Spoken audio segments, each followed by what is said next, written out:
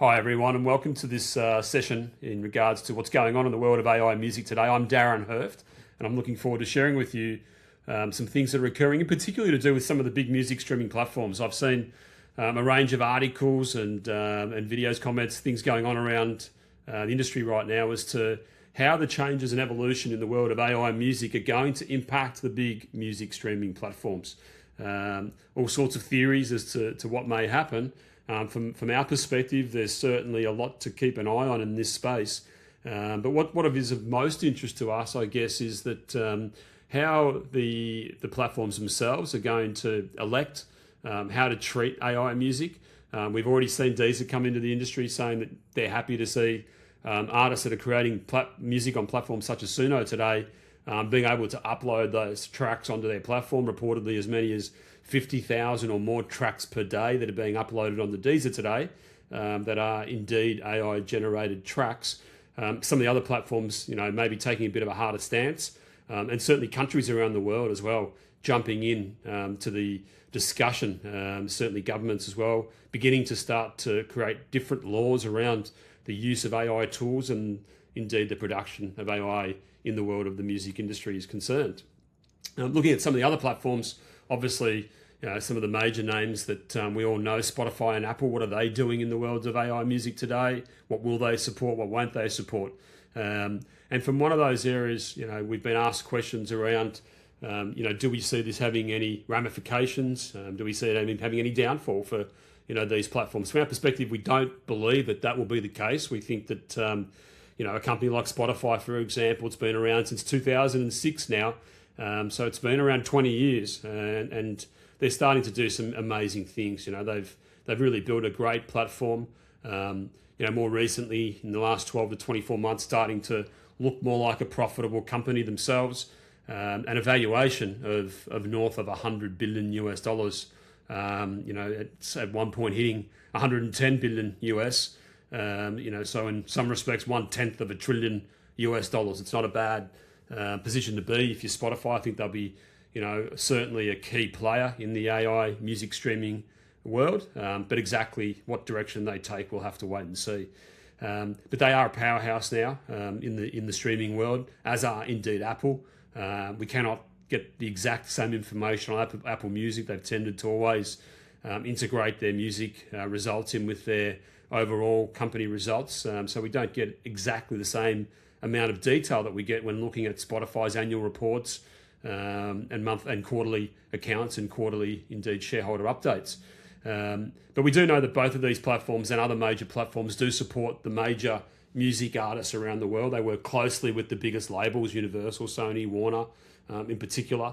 And obviously, the majority of artists that reach the top 100 of the Billboard charts each year are indeed artists of these three music labels. So from their perspective, their focus is obviously working on their key talent, working with their key talent to continue to help those artists to develop and produce and release more incredible music in 2026 and indeed as we go forward. So we certainly don't see a lot of changes there.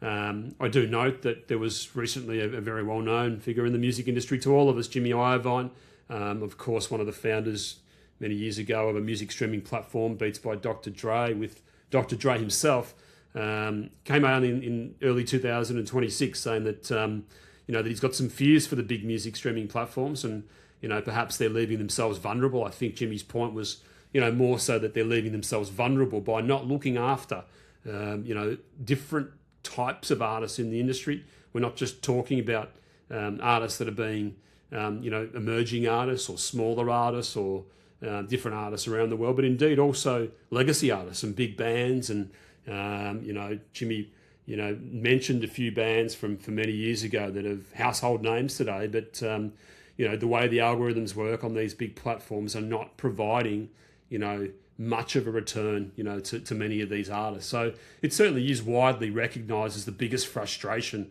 in the music industry, certainly for music artists, that, huge volumes of the revenue that's being generated, through streaming today is going to a very small, handful of artists in the industry. Certainly, again, with only maybe 400, 500 artists each year making the top 100 of the charts, and that probably number even being squeezed even tighter, that it's making it harder for both smaller artists, new artists, emerging artists, and even big major artists from the past to be able to indeed continue to forge a living for themselves out of the music industry. So from that perspective, we do see that maybe there will be change. Maybe partly that change will be from a business model point of view. Maybe there will be music platforms that can change the landscape, and perhaps as well AI being integrated into some of these platforms around the world today will indeed provide a different landscape for how the big